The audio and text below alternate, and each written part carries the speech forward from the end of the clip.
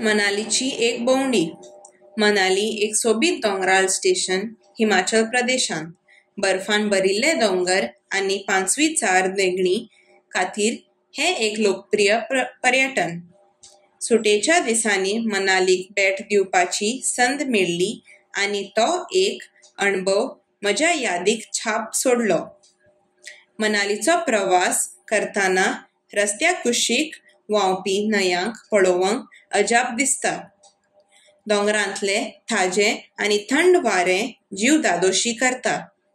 मनाली पावतकच उंच उंच पायन झाडां आनी कुरकुर करपी सुकण्यांचो आवाज येवकार दिता। भोंवडीचो पयलो दीस बाजारपेठेची सोद घेवन आनी हिमाचली जेवण चाखूंक येवपाक गेलो।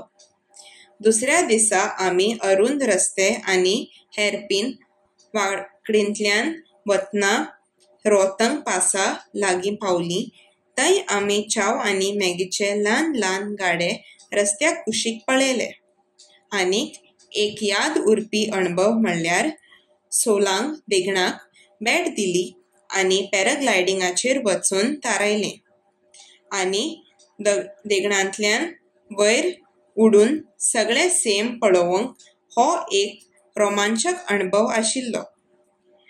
भोंवडी सोंपता म्हणसर म्हाका आडकट दिसली, कित्याक शारांतल्यान जिविताच्या खळबळांतल्यान ताजेपण दिवपी ही भोंवडी जाली। हो प्रवास म्हज्या काळजांत सदांच खाशेलो सुवात दवरतलो।